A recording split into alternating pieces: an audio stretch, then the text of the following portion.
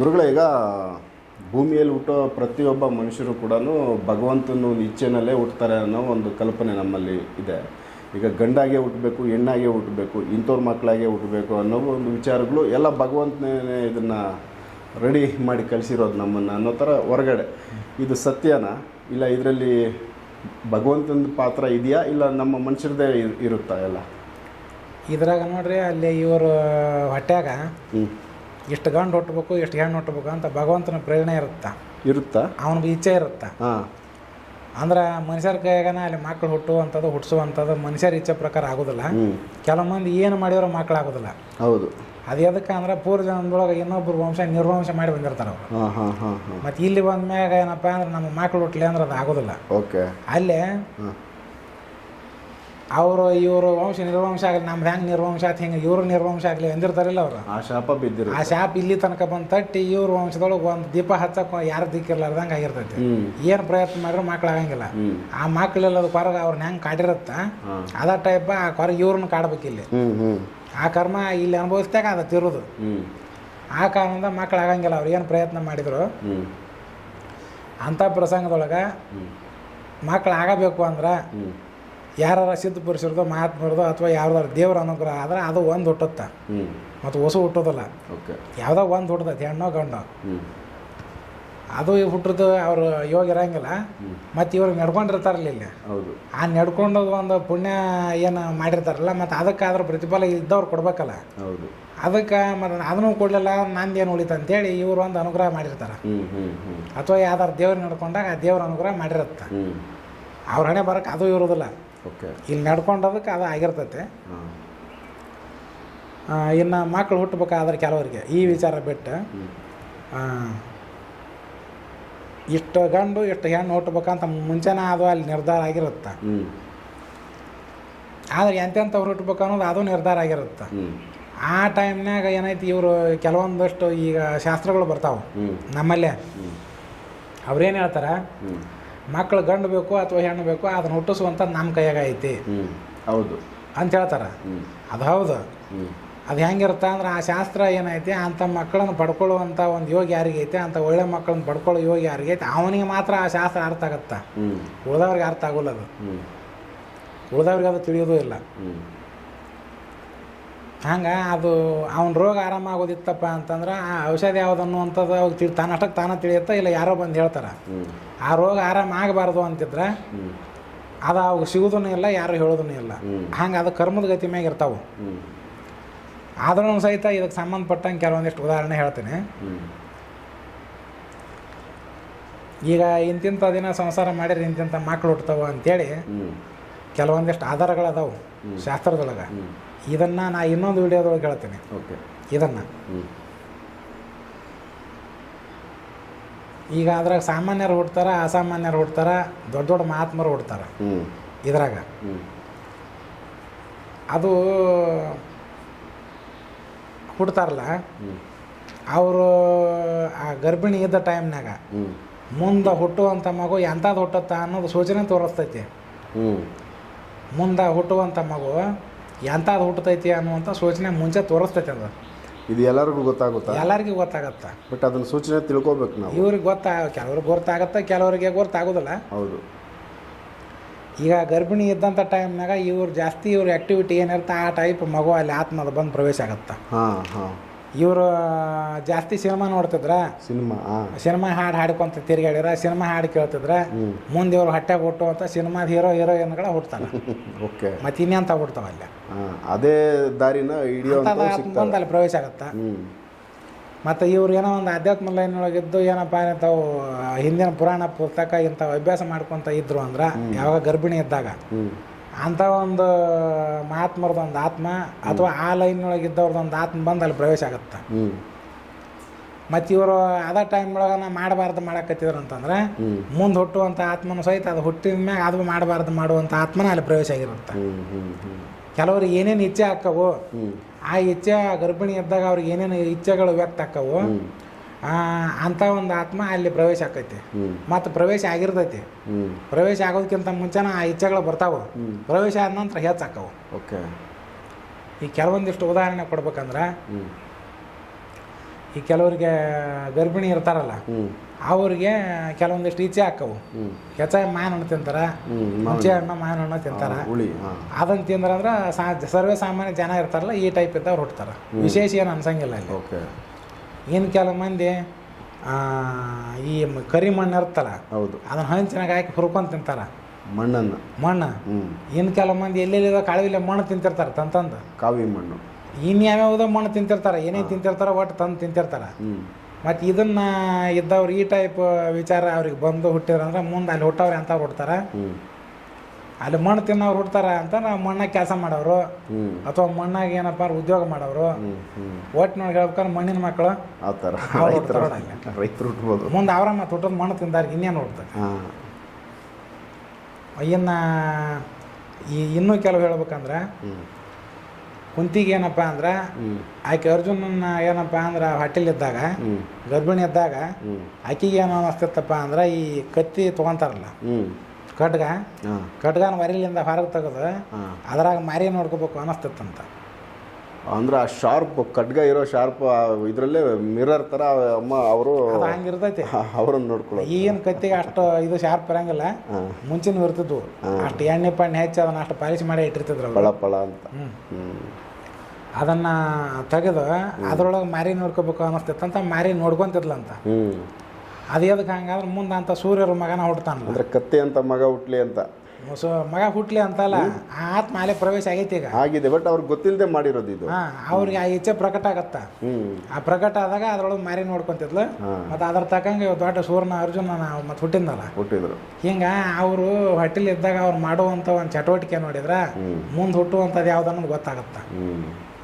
ಮತ್ತು ಕೆಲವು ಮಂದಿ ಏನು ಹೇಳ್ತಾರ ಅಂದ್ರೆ ಈ ಜ್ಯೋತಿಷ್ ಹೇಳೋರು ಹೇಳ್ತಾರ ಅದು ಆತ್ಮ ಏನಪ್ಪ ಅಂದ್ರೆ ಪ್ರವೇಶ ಆದಾಗ ಅದ್ರ ಹುಟ್ಟಿದ ನಕ್ಷತ್ರ ಹಿಡಿಬೇಕು ಅಥವಾ ಅದು ಡಿಲಿವರಿ ಆದ್ಮ್ಯಾಗ ಭೂಮಿಗೆ ಬರ್ತಲ್ಲ ಅದನ್ನ ಹಿಡಿಬೇಕು ಅಂತ ಹೇಳ್ತಾರೆ. ಅವ್ರಿಗೆ ಸರಿಯಾಗಿ ಜ್ಞಾನ ಇರದೇ ಇರೋ ಕಾರಣಕ್ಕೆ ಈ ಟೈಪ್ ಎಲ್ಲ ಸ್ಟೇಟ್ಮೆಂಟ್ ಕೊಡ್ತಾರೆ. ಅದು ಆತ್ಮ ಯಾವಾಗ ಯಾಕೆ ಪ್ರವೇಶ ಆಗೋಲ್ದಕ್ಕ ಅದನ್ನು ನೋಡುವಂಗಿಲ್ಲ. ಅದು ಭೂಮಿಗೆ ಯಾವಾಗ ಈ ಮಾಯಾಚಕ್ರದೊಳಗೆ ಪ್ರವೇಶ ಆತ ಅಲ್ಲಿಂದ ನಕ್ಷತ್ರ ಟೈಮು ತಿಥಿ ಅವನ ಲೆಕ್ಕ ಹಿಡಿಬೇಕಾಗತ್ತ. ಋಷಿ ಮನೆಗಳೆಲ್ಲರೂ ಅದಕ್ಕೆ ಮಾನ್ಯತೆ ಕೊಟ್ಟಾರ. ಅದು ಆತ್ಮ ಯಾವುದೋ ಒಂದು ಟೈಮ್ನಾಗ ಈಗ ಗರ್ಭ ಪ್ರವೇಶ ಮಾಡಿದ್ದು ಟೈಮ್ ಹಿಡ್ದಿಲ್ಲ ಅವರು. ಅದು ಯಾರಿಗೆ ಸಿಗೋರು ಹಂಗೆ ಹೋರ ಒಂದಕ್ಕೊಂದು ಸಂಬಂಧ ಇಲ್ದಂಗೆ ಆಗತ್ತ. ಅದು ಗರ್ಭದಿಂದ ಹೊರಗಡೆ ಯಾವಾಗ ಬರುತ್ತಾ ಈ ಭೂಮಿ ಇಲ್ಲೊಂದು ವಾಯು ಐತಿ, ಈ ವಾಯುವಿನ ಸ್ಪರ್ಶ ಯಾವಾಗ ಮಾಡತ್ತೆ ಅದು ನಕ್ಷತ್ರ ಆ ಟೈಮು ಆ ಡೇಟು ಹಿಡಿದು ಅದನ್ನು ಮುಂದೆ ಇಂಥ ಟೈಮ್ ಹುಡಿತು ಇಂಥ ರಾಶಿ ಒಳಗೆ ಹುಡಿತು ಅಂತ ಕುಂಡ್ಲಿ ಹಾಕ್ತಾರೆ. ಅದು ಕರೆಕ್ಟ್. ಋಷಿಗಳು ಮಾನ್ಯತೆ ಕೊಟ್ಟಿದ್ದು ಅದಕ್ಕೆ. ಇನ್ನು ಅವು ಟೈಮ್ ಎಷ್ಟಿರ್ತಾವ ಅಂದ್ರೆ ಕೆಲವೊಂದು ಘಟನೆಗಳು ಬರ್ತಾವೆ. ಅದು ಹುಟ್ಟಿರುವಂಥ ಒಂದು ಟೈಮ್ ನೋಡಿದೆ ಕೆಲವು ಮಂದಿ ವಿದ್ವಾಂಸರು ಪಂಡಿತರು ಅದು ಹುಟ್ಟಿರುವಂಥ ಟೈಮ್ ನೋಡಿ ಇದು ಯಾರಿಗೆ ಹುಟ್ಟಿದ್ದು, ಇದು ಯಾವ ರೀತಿಯಿಂದ ಹುಟ್ಟಿದ್ದು ಅನ್ನೋದು ಗುರ್ತು ಹಿಡಿಯುವಂಥ ಒಂದು ವಿದ್ವಾಂಸರು ಮುಂಚೆ ಇದ್ದರು. ಈಗೇನು ಅದರೋ ಇಲ್ಲೋ ಗೊತ್ತಿಲ್ಲ. ಈಗ ಇದಕ್ಕೊಂದು ಉದಾಹರಣೆ ಹೇಳ್ಬೇಕಂದ್ರೆ ಜಕಣಾಚಾರಿ ಗೊತ್ತಲ್ಲ, ದೇವಸ್ಥಾನಗಳನ್ನೆಲ್ಲ ಕಟ್ತಿದ್ದ ಜಕಣಾಚಾರಿ. ಜಕಣಾಚಾರಿ ಜೀವನದೊಳಗೆ ನಡೆದದ್ದೊಂದು ಕತೆ ಬರುತ್ತೆ. ಜಕಣಾಚಾರಿ ಹೆಂಡತಿ ಏನಿದ್ಲು ಆಕೆಗೆ ಡೆಲಿವರಿ ಆಗಕತ್ತಿತ್ತು. ಮನೆ ಒಳಗೆ ಒಂದು ಹೊಂಡೆ, ಅದರ ಒಳಗೆ ಇನ್ನೊಂದು ಹೊಂಡೆ, ಮುಂದೊಂದು ಹೊಂಡೆ ಇರುತ್ತೆ, ಬಂಕರ್ ಟೈಪ್ ಮಾಡಿರ್ತಾರೆ. ಅವನೇನು ಮಾಡಿದ ಡೆಲಿವರಿ ಆಗೋ ಟೈಮ್ನಾಗ ಇದು 1000 ವರ್ಷದ ಹಿಂದಿನ ಕತೆ. ಈಗ ನಂಗೆ ಅವಾಗ ದವಾಖಾನೆಯಲ್ಲಿ ಬರ್ಬೇಕು ಇಲ್ಲ ಅಲ್ಲಿ ಏನೈತೆ ಡೆಲಿವರಿ ಆಗೋ ಮುಂದೆ ಮನೆ ಹೊರಗಡೆ ಕುಂತಿದ್ದ ಬಂಕದಾಗ. ಒಳಗೆ ಅದನ್ನು ಡೆಲಿವರಿ ಮಾಡೋಕ್ಕೆ ಸೂಲಿಗಿತ್ತಾರ ಅಂತ ಬರ್ತಾರೆ. ಈಗ ನರ್ಸ್ಗಳು ಹೆಂಗಿರ್ತಾರೆ ಆ ನರ್ಸನ್ಕಿನ್ನ ಶಾಣ್ಯರು ಇರ್ತಾರೆ. ಮತ್ತು ಅವ್ರನ್ನ ಏನೈತೆ ಒಳಗೆ ಒಬ್ಬರನ್ನ ಬಿಟ್ಟು ಅದನ್ನು ಡೆಲಿವರಿ ಮಾಡೋಕ್ಕಂತ ಇದು ಮಾಡಿದ್ದ. ಏನು ಹೇಳಿದ್ದ ಅಂದ್ರೆ ಒಂದು ಕೈಯಾಗ ದವತಿ ಆಮ್ಯಾಗ ಲೇಖನಿ ತೊಗೊಂಡಾಗ ಕುಂತಿದ್ದ, ಪೇಪರ್ ತೊಗೊಂಡು ಅಂದ್ರೆ ಸಮಯನ ಬರ್ಕೊಳಕ್ಕೆ ಎಲ್ಲ ಕೈಯಾಗ ಹಿಡ್ಕೊಂಡು ತಯಾರಾಗಿ ಕುಂತಿದ್ದ. ಏನು ಹೇಳಿದ ಅಂದ್ರೆ ಅದು ಡೆಲಿವರಿ ಆದ ತಕ್ಷಣ ಒಂದು ನಿಂಬೆ ಹಣ್ಣು ಹೊರಗೆ ಹೋಗಿಬೇಕು, ಎಲ್ಲೇ ಮನೆ ಹೊರಗೆ. ಮತ್ತು ಒಳಗೆ ಹೋಗುವಂಗಿಲ್ಲ ನೋಡಕ್ಕೆ, ಇವ್ರಿಗೆ ಅವಕಾಶ ಇಲ್ಲ. ಒಳಗೆ ಹೋಗುವಂಗಿಲ್ಲ. ಅದಕ್ಕೆ ಆ ನಿಂಬೆಹಣ್ಣು ಬಿತ್ತಪ್ಪ ಅಂದ್ರೆ ಆ ನಿಂಬೆಹಣ್ಣು ಬಿದ್ದದ್ದು ನೋಡಿ ಆ ಸಮಯನ ಇದನ್ನು ಮಾಡಿ ಲೆಕ್ಕ ಹಾಕವ. ಇದು ಏನು ಮುಂದೆ ಏನು ಆಗೋದೈತಿ ಏನಿಲ್ಲ ಅಂತೇಳಿ ಇದ್ರ ಭವಿಷ್ಯ ಏನು ಅಂತ ಲೆಕ್ಕ ಹಾಕ್ತಿದ್ದ. ಅವನು ಪಂಡಿತನೂ ಇದ್ದ. ಈ ಹೆಚ್ಚಿಗೆ ಹೇಳೋದನ್ನಕ್ಕೇನು ವಿಶ್ವಕರ್ಮನ ಒಂದು ಅವತಾರನ ಅದು. ಯಾವುದೋ ಒಂದು ಶಾಪದಿಂದ ಏನೈತಿ ಮನುಷ್ಯ ಆಗಿ ಭೂಮಿ ಮೇಲೆ ಹುಟ್ಟಿದ್ದ ಒಂದು ಟೈಮ್. ಮತ್ತು ಅವು ಕಟ್ಟಿರುವಂಥ ದೇವಸ್ಥಾನಗಳು ಹೆಂಗೆ ಅದಾವೆ ಈಗಿನಾರಿಗೆ ಯಾರಿಗೆ ಕಟ್ಟಕ್ಕೆ ಬರಲ್ಲ ಅವ್ನು ಈಗಿನವ್ರಿಗೆ ಎಲ್ಲ ಆಗಲ್ಲ. ಕಟ್ಟಕ್ಕೆ ಬರೋದಿಲ್ಲ. ಹೌದು. ಅದಕ್ಕೆ ವಿಶ್ವಕರ್ಮನ ಅಂಶದಿಂದ ಹುಟ್ಟಿದಾವ ಅವತಾರ ಅಂದರೂ ಅಡ್ಡಿ ಇಲ್ಲ. ಮುಂದೆ ಏನೈತಿ ಇದನ್ನು ನೋಡ್ಕೊತ ಕುಂತಾಗ ಆಕೆ ಏನು ಮಾಡಿದ್ದು ಡಿಲಿವರಿ ಆತು. ಆ ನಿಂಬೆ ಹಣ್ಣು ಏನು ಮಾಡಿಲ್ಲ ತೊಗೊಂಡು ಬೀಸಿ ಹೋಗಲ್ದು. ಈಗಿನ ಹಂಗೆ ಸಣ್ಣವೆಲ್ಲ ಆಗಿನ ಕಾಲಕ್ಕೆ ದೊಡ್ಡ ಹೊಸಲಿ ದೊಡ್ಡ ಇರ್ತಿದ್ವು. ಹೌದು. ಕಟ್ಟಿಗೆವು ಅದನ್ನ ಹಿಂಗೆ ಹೋಗೋದು ಬಿಟ್ಲೇನೆ ಅದು ನಿಂಬೆ ಹಣ್ಣು ಹೊಸಲಿಗೆ ಬಿಡೋದು ಹೊಳೆ ಬಂತು. ರಿಟರ್ನ್ ಆಯಿತು. ಹೊಳೆ ರಿಟರ್ನ್ ಬಂತು. ರಿಟರ್ನ್ ಬಂದ್ಬಿಟ್ಲೆ ಯಾಕೆ ಏನು ಮಾಡಿಲ್ವ ಅದನ್ನು ತೊಗೊಂಡು ಮತ್ತೆ ಬೀಸಿ ಹೋಗಲ್ದು ಹೊರಗೆ ಬಂದು ಬಿತ್ತದ. ಹೊರಗೆ ಬಂದು ಬಿದ್ದಿಂದ ಅದು ನಿಂಬೆ ಹಣ್ಣು ಹೊರಗೆ ಬಿದ್ದ ಟೈಮ್ಗೆ ಎಲ್ಲ ಇಲ್ಲಿ ಲೆಕ್ಕ ಹಾಕಿ ನೋಡಿದ. ಅಂದಾದಂಥ ಥಿಯರಿ ಒಳಗೆ ಜ್ಯೋತಿಷ್ಶಾಸ್ತ್ರ ಪ್ರಕಾರ ಏನೋ ಲೆಕ್ಕ ಹಾಕಿದ. ಲೆಕ್ಕ ಹಾಕಿ ಏನು ಮಾಡಿದ, ಇದು ಒಂದು 4-5 ಸೆಕೆಂಡ್ ಮುಂಚೆ ನಿಂಬೆಹಣ್ಣು ಬಂದು ಬಿದ್ದಿದ್ರ ಇದು ಹುಟ್ಟಿರೋ ಮಗನ ಅಂದ ಇದು. ಆದರೆ ಈಗ 4-5 ಸೆಕೆಂಡ್ ಲೇಟ್ ಆಯ್ತು. 4-5 ಸೆಕೆಂಡ್ ಲೇಟ್ ಆದ ಕಾರಣಕ್ಕೆ ಈಗ ಸದ್ಯ ಹುಟ್ಟಿರೋದು ಇದು ನಂದಲ್ಲ, ಇದು ವೆಬ್ಜಾರಿಂದ ಹುಟ್ಟೈತಿ ಅಂತ ತೀರ್ಮಾನ ಮಾಡಿದ. ಅಂದ್ರೆ ಅಲ್ಲಿ ಸತ್ಯನೇ ಇತ್ತು, ಬಟ್ ಅಲ್ಲಿ ಅವ್ರಿಗೆ ಗೊತ್ತಾಗಿಲ್ಲ. ಒಳಗೆ ಅಲ್ಲಿ ಆಕೆ ಮಾಡಿದ ಗದ್ಲಕ್ಕೆ ಗೊತ್ತಾಗಲಿಲ್ಲ. ವೆಬ್ಜಾರಿಂದ ಹುಟ್ಟೈತಿ ಅಂತ ತಿಳ್ಕೊಂಡು ಅವತ್ತು ಅವನ್ನೆಲ್ಲ ಅಲ್ಲೇ ಹೋಗೋದು ಮನೆ ಬಿಟ್ಬಿಟ್ಟ. ಅಂದ್ರೆ ನಮ್ಮ ಈ ಪೂರ್ವಿಕರು ಎಷ್ಟೊಂದು ಪಂಡಿತರಿದ್ರು ನೋಡಿ, ಎಷ್ಟು ಬರೀ ಟೈಮ್ ಸೆಕೆಂಡಿನ ಮೇಲೆ ಇದು ಹಿಂಗ ಅಂತ ಹೇಳ್ತಿದ್ರು ಅವರು. ಈಗ ಎಂತೆಂಥ ಜ್ಯೋತಿಷಿಗಳು ಕುಂತಾರ ಅಂದ್ರೆ ಇವನು ಗುರ್ತು ಆಗೋದಿಲ್ಲ. ಆಮೇಲೆ ಮುಂದೆ ಕಾಲಾಂತರದೊಳಗೆ ಹೊಳ್ಳಿ ಅವನ ಮಗ ಅವಾಗ ಭೇಟಿ ಹಾಕನ. ಅದು ಭೇಟಿನೂ ಹಾಕನ. ಮತ್ತು ಕೆಲವೊಂದು ದೇವಸ್ಥಾನ ಇಬ್ಬರು ಕೂಡಿ ಕಟ್ಟಿ ಕಳಸ ಇಟ್ಕೊಂತ ಹೋಗ್ತಾರ. ಅವು ಕಟ್ಟಿದ ದೇವಸ್ಥಾನಗಳು ಅಲ್ಲೇ ಭಾಳ ಕಡೆ ಅದಾವು. ಹೌದು. ಕೆಲವೊಂದಿಷ್ಟು ಇನ್ನೂ ವಿಶೇಷ ಕಥೆಗಳನ್ನು ಬರ್ತಾವ ಅದ್ರಾಗ ಹೇಳ್ಕೊಂತವ್ರು ಮತ್ತು ಅವು ಬೆಳ್ಕೊಂತ ಹೋಕ್ಕವು. ಬೇಲೂರು ಹಳೆಬೀಡು ದೇವಸ್ಥಾನ ಐತಲ್ಲ, ಬೇಲೂರು ಹಳೆಬೀಡು ದೊಡ್ಡ ದೇವಸ್ಥಾನ. ಅದನ್ನು ಏನಪ್ಪ ಅಂದ್ರೆ ಜಗಣಾಚಾರಿ ಕೆಲವು ಮಂದಿ ತೊಗೊಂಡು ಕಟ್ಟಿರ್ತಾನೆ. ಅಲ್ಲಿ ಒಂದು ಪ್ರಸಂಗ ನಡೀತೈತೆ. ವಿಷ್ಣುವರ್ಧನ ಹೊಯ್ಸಳರು ವಿಷ್ಣುವರ್ಧನ ಅಲ್ಲಿ ರಾಜ ವಿಷ್ಣುವರ್ಧನ ಅಲ್ಲಿ ರಾಜ ಆಳ್ತಿರ್ಬೇಕಾದ್ರೆ ಅಲ್ಲಿ ಜಗಣಾಚಾರಿ ಅದನ್ನು ತಂದಾದಂಥ ಒಂದು ಇದ್ರೊಳಗೆ ಜನ ಸೇರಿಸ್ಕೊಂಡು ಆ ದೇವಸ್ಥಾನ ಕಟ್ತಿರ್ತಾನೆ. ಹಿಂಗಾಗಿ ಕಟ್ಟಿ ದೇವಸ್ಥಾನ ಏನಪ್ಪ ಎಲ್ಲ ಮುಗಿದು ಇನ್ನು ಅದ್ರೊಳಗೆ ವಿಗ್ರಹ ಕೆತ್ತಿ ಅದ್ರಾಗ ಏನಪ್ಪ ಚೆನ್ನಕೇಶವನ ವಿಗ್ರಹ ಅದನ್ನು ಕೆತ್ತಿ ಅದನ್ನು ಒಳಗಡೆ ಸ್ಥಾಪನೆ ಮಾಡುವಂಥದ್ದು ಎಲ್ಲ ಮಾಡ್ಕೊಂಡು ಎಲ್ಲ ತಯಾರಿ ಮಾಡ್ಕೊಂಡು ಕುಂತಿರ್ತಾರೆ ಅವರು. ಅದೇ ಟೈಮ್ಗೆ ಅವನ ಮಗ ಡಗಣಾಚಾರಿ ಬರ್ತಾನೆ. ಬಂದು ಏನಂತಾನೆ, ಈ ವಿಗ್ರಹದೊಳಗೆ ದೋಷ ಐತೆ. ಈ ಕಲ್ಲು ಏನದಾವಲ್ಲ, ಈ ಕಲ್ಲಿನೊಳಗೂ ಸಹಿತ ಸುಳಿ ಒಳಸುಳಿ ಅಂತ ಭೇದ ಐತಿ. ಅದು ಅತಿ ಶಿಲ್ಪಶಾಸ್ತ್ರ ಅಭ್ಯಾಸ ಮಾಡಿದವನಿಗೆ ಗೊತ್ತಿರುತ್ತೆ. ಆ ಸುಳಿ ಒಳಸುಳಿ ಭೇದನ ಏನಪ್ಪ ಅಂತಂದ್ರೆ ಅವನು ಅಭ್ಯಾಸ ಮಾಡಿರ್ಬೇಕಾದ್ರೆ ಅರ್ಧ ಯೋಗ ವಿದ್ಯೆ ಗೊತ್ತಿರ್ಬೇಕು ಅವಾಗ. ಓಕೆ. ಇಲ್ಲ ಯಾವ್ಯಾವ ಕಲ್ಲು ಎಲ್ಲೆಲ್ಲೇ ಇಟ್ಟು ಅದು ಏನೇನು ಆಗಿಬಿಡ್ತಾವೆ. ಅವಾಗ ಅದು ಗೊತ್ತಿರುತ್ತೆ. ಮತ್ತು ಅಂಥವ್ನು ಹೊಟ್ಟೆ ಬಿಟ್ಟೆ ಅಂದ್ಮ್ಯಾಗ ಅವಾಗ ಆ ಶಕ್ತಿ ಇರುತ್ತೆ. ಏನಪ್ಪ ನಮ್ಮ ಮಗನ ನೋಡ್ರಿ ತಂದೆ ಗುಣ ಗೊತ್ತಾಗತ್ತೆ, ಶಿಷ್ಯನ ನೋಡ್ರಿ ಗುರುವಿನ ಗುಣ ಗೊತ್ತಾಗತ್ತೆ ಅಂತ ಹೇಳ್ತಾರೆ. ಹೌದು. ಹಂಗೆ ಅವ ಇದ್ರೊಳಗೆ ದೋಷ ಐತೆ ಅಂತ ಹೇಳ್ತಾನೆ. ದೋಷ ಐತೆ ಅಂತೇಳಿ ಅದನ್ನು ದೋಷ ಇದ್ದದ್ದು ಸಿದ್ಧ ಮಾಡಂತಾರೆ ಅವರು. ಸಿದ್ಧ ಮಾಡಂದ್ರೆ ನಾನು ಸಿದ್ಧ ಮಾಡಿದೆ ಅಂತಂದ್ರೆ ಕೇಳ್ತಾನವ. ಸಿದ್ಧ ಮಾಡಿದೆ ಅಂದ್ರೆ ನಾನು ಕೈ ಕತ್ತರಿಸ್ಕೊಂತೇನೆ ಅಂತ ಅವ್ರ ಅಪ್ಪ ಹೇಳ್ತಾನೆ. ಜಕಣಾಚಾರಿ ತಂದೆ ಮಗ ಅನ್ನೋದು ಗೊತ್ತಿರೋದಿಲ್ಲ ಅವ್ರಿಗೆ ಗೊತ್ತಿಲ್ಲದೇನೆ ಈ ಥರ ಒಂದು ಒಪ್ಪಂದ. ಅವನಿಗೆ ಅಹಂಕಾರ ಇರುತ್ತೆ. ಎಂಥ ಅಹಂಕಾರ, ನಾ ದೊಡ್ಡ ಶಿಲ್ಪಿ ನಮ್ಮ ಎಲ್ಲ ಕೆತ್ತೀನಿ ನಾನು ನಂತರ ಯಾರಿಲ್ಲ ಅಂತ ಅವು ಇರುತ್ತೆ. ಓಕೆ. ಅದು ಏನಾರ ಅದು ದೋಷ ಬಂದ್ರೆ ಕಂಡು ಬಂದ್ರೆ ನಾ ಕೈ ಕತ್ತರಿಸ್ಕೊಂತೀನಿ ಅಂತ. ಏನೋ ದೋಷ ಇಲ್ಲ ಅಂದ್ರೆ ಮತ್ತು ಇವ ಹೇಳ್ಬೇಕಲ್ಲ, ಇವ ತಲೆ ಕತ್ತರಿಸ್ಕೊಂತೇನೆ ಅಂತ ಹೇಳ್ತಾನೆ. ಇವನ್ ತಲೆ ದಾಂಡ ಅದು ಪ್ರತಿಜ್ಞೆ ಮಾಡಿಬಿಡ್ತಾನೆ.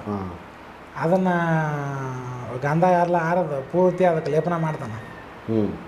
ಗಂಧ ಆರದ ಲೇಪನ ಮಾಡ್ತಾನೆ. ಅದು ಏನಪ್ಪ ಅಂದ್ರೆ ವಾತಾವರಣಕ್ಕೆ ಎಲ್ಲ ಆರಿಕೊಳ್ಳುತ್ತೆ. ಅದು ಎಲ್ಲಿ ಆ ಜಾಗದಾಗ ದೋಷ ಇರುತ್ತೆ ಅಲ್ಲಿ ಆರೋದೇ ಇಲ್ಲ, ಅದು ತ್ಯಾವ ಇರುತ್ತೆ, ಅಷ್ಟ ಇರುತ್ತೆ. ತ್ಯಾವ ಇರುತ್ತೆ. ಅದನ್ನು ನೋಡಿ ಚಾಣ ತೊಗೊಂಡು ಹೊಡಿತಾನೆ ಅದನ್ನು. ಆ ಜಾಗ ಆ ಹೊಡೆದಾಗ ಒಂದಿಷ್ಟು ಕಾಪಿ ಉಸುಗು ನೀರು ಹೊರಗೆ ಬರುತ್ತೆ. ಅಲ್ಲಿ ಹೊರಗೆ ಬಂದ್ಬಿಟ್ಲನ ಇವ ಪ್ರತಿಜ್ಞೆ ಮಾಡಿರ್ತಾನಲ್ಲ, ಕೈ ಕತ್ತರಿಸ್ಕೊಂತಾನೆ. ಓಕೆ.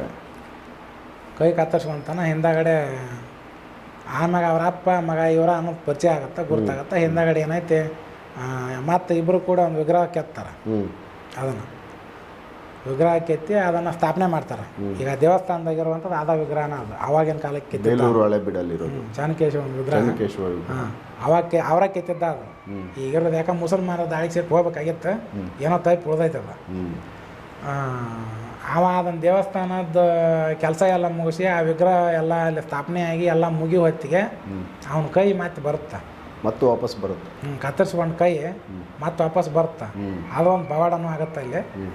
ಅಂದ್ರೆ ಆಗಿನ ಟೈಮ್ನೊಳಗೆ ಇನ್ನೂ ಧರ್ಮ ಇತ್ತು. ಈಗ 100-125 ವರ್ಷ ಧರ್ಮ ಲೋಪ ಹಾಕೊಂತ ಬಂದೈತೆ. ಹಿಂಗಾಗಿ ಈಗಿನ ಟೈಮ್ನಾಗ ವಿಶೇಷವಾಗಿ ಯಾವ ಚಮತ್ಕಾರನೂ ಕಾಣೋದಿಲ್ಲ. ಚಮತ್ಕಾರ ಈಗೂ ಕಾಣ್ತಾವೆ, ಅಂಥ ಸಾಧನೆ ಮಾಡಿದ್ರೆ ಕಾಣ್ತಾವು. ಏನೋ ಮಾಡಲಿಲ್ಲ ಏನೋ ಕಾಣೋದು ಇಷ್ಟ ಇರ್ತೈತೆ. ಅವಾಗ ಅಂಥ ಸಾಧಕರು ಇದ್ದರು. ಹಂಗಾಗಿ ಅಂಥ ಚಮತ್ಕಾರಗಳು ಜನಸಾಮಾನ್ಯರ ಕಣ್ಣಿಗೆ ಕಾಣುವಂಗೆ ನಡೀತಿದ್ವು. ಹಿಂಗಾಗಿ ಅವ್ನ ಕೈ ಆಗಿನ ಟೈಮ್ನಾಗ ಬಂತು, ಎಲ್ಲರಿಗೆ ಗೊತ್ತೂ ಆಯ್ತು. ಇವು ಎಲ್ಲ ಯಾವುದು ಮಕ್ಕಳು ಬಂದು ಇಂಥವ್ರ ಹತ್ರನೇ ಹುಟ್ಟಬೇಕು, ಇಂಥವ್ರ ಹೊಟ್ಟೆಯಲ್ಲಿ ಅದು ದೇವ್ರ ಕಡೆಯಿಂದನೇ ಇಚ್ಛೆಯಾಗಿ ಹುಟ್ಟುತ್ತೆ ಅನ್ನೋ ಥರ ಒಂದು ಪ್ರಶ್ನೆ ನಾವು.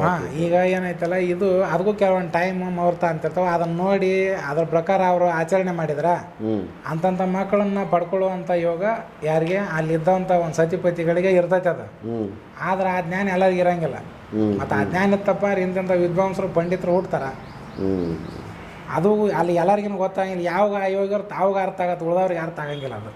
ಓಕೆ, ಅಂದರೆ ಇದು ಅಂದರೆ ಪ್ರತಿಯೊಬ್ಬರು ಇದನ್ನು ಸಾಧನೆ ಮಾಡಿಕೊಂಡ್ರೆ ಇದು ಸತ್ಯ ಬರುತ್ತೆ. ಇದಕ್ಕೆ ಸಂಬಂಧಪಟ್ಟದ್ದು ಇನ್ನೊಂದು ವಿಡಿಯೋನ ಮಾಡೋಣ, ಯಾರು ನೋಡೋರು ನೋಡಿ ಉದ್ಧಾರ ಆಗಲಿ. ಸರಿ.